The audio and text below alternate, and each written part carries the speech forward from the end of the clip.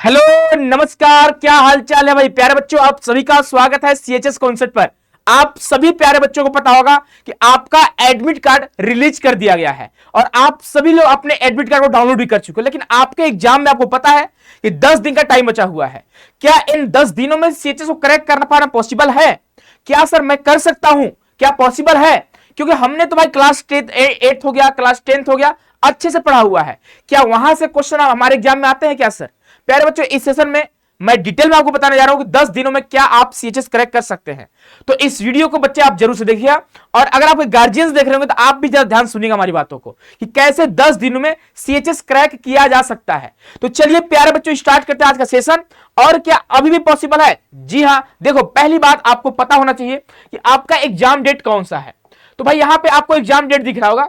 अगर बात करेंगे यहां पे क्लास 9th का, तो आप देखोगे बच्चे क्लास 9th का ओनली बॉयज, गर्ल्स में इस बार कोई सीट नहीं दिया गया है। 26 अप्रैल को आपका एग्जाम होने जा रहा है। वही क्लास 11th आर्ट्स की बात करें 22 अप्रैल को है, कॉमर्स की 23 अप्रैल को है, बायोलॉजी की आपका 24 अप्रैल को है, और मैथ का आपका 25 अप्रैल को है। क्या सर इन 10 दिनों में हम क्या सीएचएस क्रैक कर सकते हैं? तो चलिए इस पर बात करने वाले हैं। पहली बात आपको पता होना चाहिए आपके एग्जाम में कौन कौन से सब्जेक्ट आपसे पूछे जाते हैं। आप में से बहुत सारे ऐसे बच्चे होंगे जिनको सब्जेक्ट का भी आइडिया नहीं होगा कि कौन कौन से सब्जेक्ट से कितने क्वेश्चन आते हैं बच्चे। यहां पे आप देखोगे जो आपका सीएचएस बीएचयू है, इन्होंने ऐसा कभी नहीं बोला है कि हम कौन से सब्जेक्ट से कितना क्वेश्चन पूछेंगे, लेकिन हाँ आपको सब्जेक्ट बता दिया है कि हम कौन से सब्जेक्ट से क्वेश्चन पूछने वाले हैं। अगर हम क्लास 9th की बात करें, आप यहां पे देखोगे the question paper will be up to class 8, यानी बोला गया है कि आपका जो क्वेश्चन होने वाला है वो 8th लेवल का होगा। अगर आप 9th का एंट्रेंस एग्जाम दे रहे हैं तब की बात कर रहे हैं। नंबर ऑफ क्वेश्चन कितने होंगे? तो 100 क्वेश्चन होंगे, जिसमें आपका इंग्लिश हो गया, हिंदी हो गया, मैथमेटिक्स हो गया, सोशल साइंस यानी एसएसटी हो गया, और आपका साइंस हो गया। क्या सर यहां इस सारे सब्जेक्ट में पढ़ा हुआ है क्लास 8th में, लेकिन सर हमने सिर्फ थ्योरी पढ़ा हुआ है, एमसीक्यू नहीं करा हुआ है। बच्चे आप एक काम करो, अगर आपका कोई बुक होगा, ठीक है, सीएचएस से रिलेटेड, आप किसी भी बुक को आप बच्चे कर सकते हो, बस क्वेश्चन का आपको प्रैक्टिस करना है।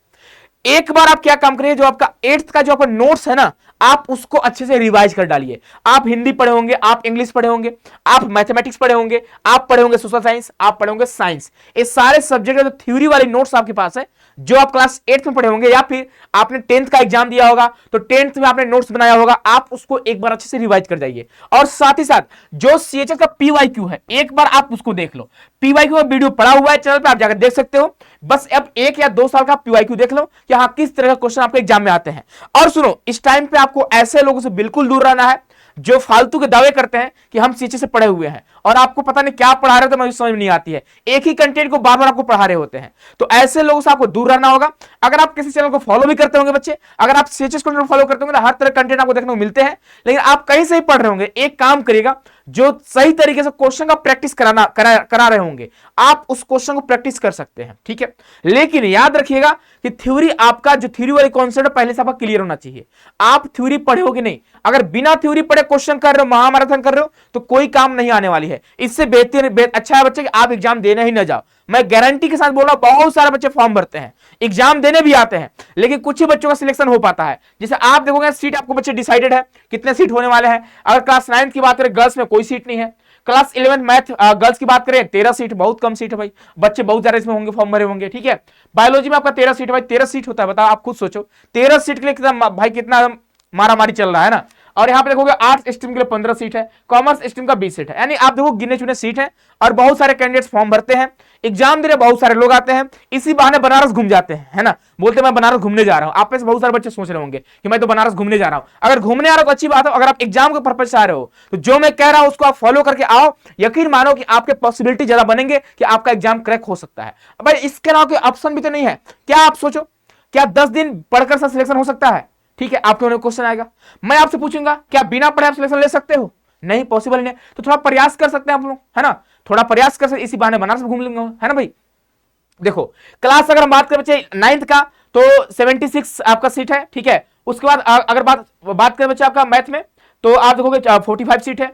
बायोलॉजी में आपका 27 सीट है, आर्ट्स में आपका 14 सीट है, एंड आप देखोगे कॉमर्स में आपका 13 सीट है। तो इस तरह से आपको सीटें हमें देखने को मिलेंगे। तो आप बच्चे देख लीजिएगा अच्छे से।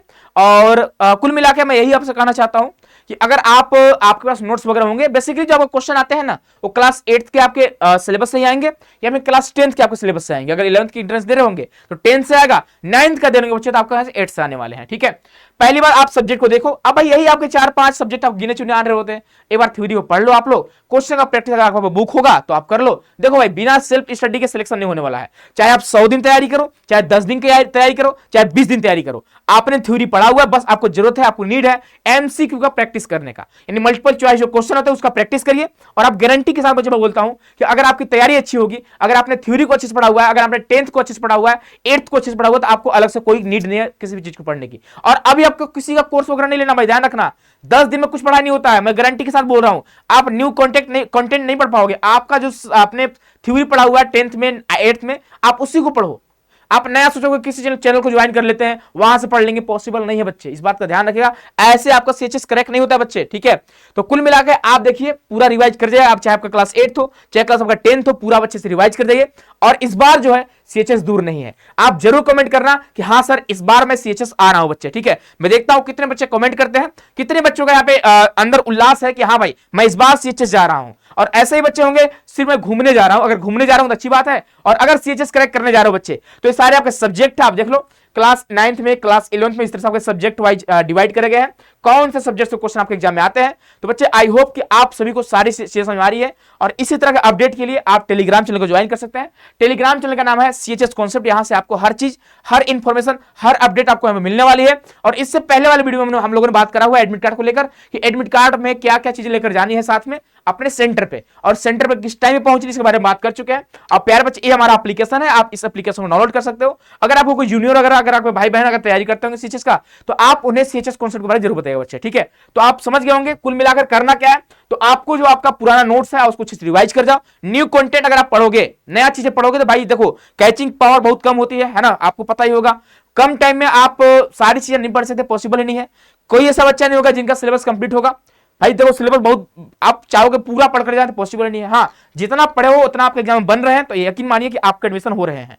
तो क्लास 8th क्लास 10th का जो आपका नोट्स है अच्छे से रिवाइज कर जाओ, वहीं से क्वेश्चन आने होते हैं, घुमा फिरा क्वेश्चन वहीं से पूछ रहा होता है। अगर आपने अच्छे से पढ़ा हुआ है, अंडरस्टैंडिंग आपकी अच्छी है उस सब्जेक्ट को लेकर, तो यकीन मानिए आपके अच्छे मार्क्स आ रहे हैं। बाकी नेगेटिव मार्किंग नहीं होता है, बाकी लक भी साथ देता है। ठीक है, तो मिलते हैं बच्चे नेक्स्ट सेशन में, अपना ख्याल रखिएगा, मुस्कुराते रहिए, पढ़ते रहिए और एग्जाम दिलाइए। आप सभी का बहुत बहुत धन्यवाद।